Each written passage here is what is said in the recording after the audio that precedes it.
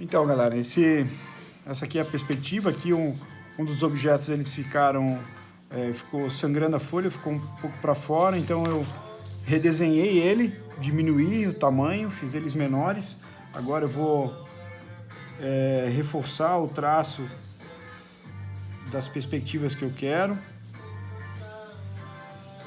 Estou dando continuidade ali na parte de construção. Ó, estuda o movimento que você precisa fazer de um lado ao outro. E aí faz um traço mais firme, mais retilíneo. Reforça aqui a linha de terra, onde ela está passando. Vou reforçar primeiro os objetos e depois eu vou fazer as sombras.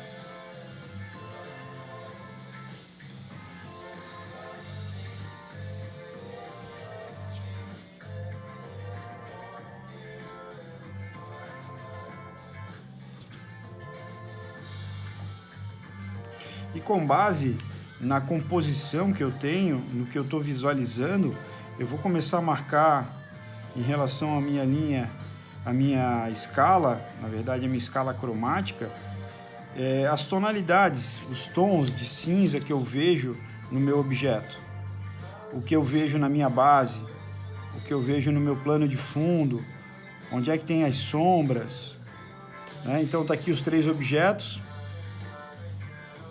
E aí volto a frisar que o importante, lógico, é a perspectiva tá legal, mas depois a gente vai, na parte de M2, aprender a parte de perspectiva, né? Então, ó, primeiro, vou ver para onde é que está passando essa sombra. Ela vem proveniente do início da pirâmide e vai lá para trás, do início desse objeto aqui, do paralelepípedo, e tem uma distância aqui da pirâmide, ela está passando aqui. E a mesma coisa eu tenho desse objeto, elas estão indo na mesma direção. Observando como aqui a gente vai representar o plano de fundo com um lápis, eu vou diferenciar umas tonalidades. Eu tenho uma sombra que ela está dessa aresta, ela está quase que pelo meio, até um pouco mais atrás aqui, ó. E eu tenho uma linha que segue até na pirâmide. É uma projeção dessa sombra aqui. Talvez essa linha aqui até nem esteja tão inclinada. Eu tenho uma outra sombra que vai daqui até uma parte lá em cima do meu paralelepípedo. E eu tenho uma pequena sombra aí agora, calculando essa aresta, ela está mais ou menos na metade, aqui assim, e segue. Então tudo isso aqui eu tenho uma área mais escura, além do preto que eu tenho do plano de fundo, eu tenho uma área mais escura. Agora, analisando de onde vem a maior iluminação, que está vindo da esquerda para a direita nos meus objetos, e aí eu tenho umas faces, embora tenha diferença na tonalidade do papel que foi construído os objetos, mas eu tenho uma área bem clara, voltado para iluminação, que seriam essas 3 áreas aqui, que eu vou deixá-las totalmente brancas. E todos os objetos, por eles ser brancos, eu vou trabalhar em todos eles com lápis HB. Então, vou botar aqui HB, HB e HB, que daí fica mais fácil de eu saber qual é a tonalidade. Depois eu tenho mais áreas superiores aqui, eu tenho bastante iluminação. Eu até acho que um tom número 1 com HB ficaria suficiente. Aqui eu vejo até uma nuance, depois aqui um tom mais escuro nessa região. Mas toda essa face aqui, para mim, ela estaria mais escura, como se fosse um tom número 3, por exemplo. Então eu vou colocar uma tonalidade número 3. Aqui eu também vejo um tom número 3. E nessa região aqui, ó, que ela está mais distante da luz, aí eu vejo uma área mais escura, bem mais escura, que eu poderia estar colocando inicialmente um tom número 4 para ver qual é o efeito que isso vai ficar. Se eu achar necessário, eu posso ainda escurecer um pouco mais. E essa área superior aqui também, ó, em relação ao meu número 1, eu já trabalharia com o tom número 2, por ele ser mais alto e a luz está vindo mais de frente, ele vai ter uma certa diferenciação.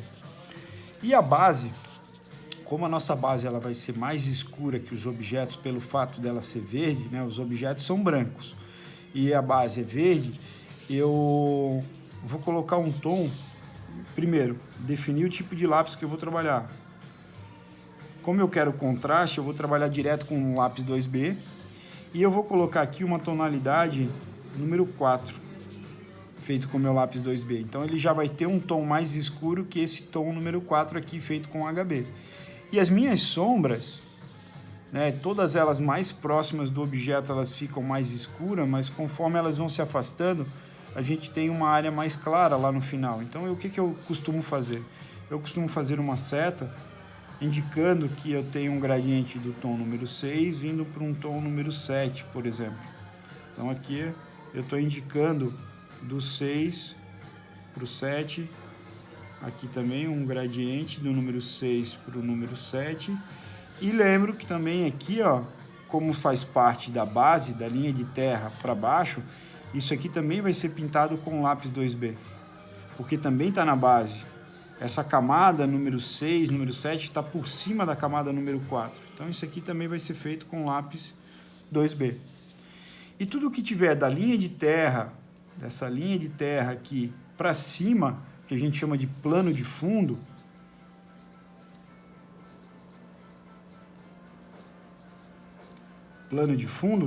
isso aqui a gente vai fazer com lápis 6B. E aí qual é a tonalidade que eu vou gerar? Embora ele seja preto, ele está recebendo uma iluminação, né? Eu tenho uma área mais clara, onde está pegando a luz, e eu tenho umas sombras bem mais escuras. Então eu não posso, por exemplo, por mais que eu queira um tom preto, um tom escuro, colocar um número 8 aqui, porque daí eu não consigo diferenciar essa tonalidade. Então eu vou colocar um tom número 6, e aqui eu vou colocar o meu tom número 8, feito com lápis 6B, porque essa sombra ela está sendo projetada na parede. Então eu coloco o tom número 8 e marco que isso aqui vai ser feito com o meu lápis 6B, inclusive essa área aqui, ó, 8 com lápis 6B.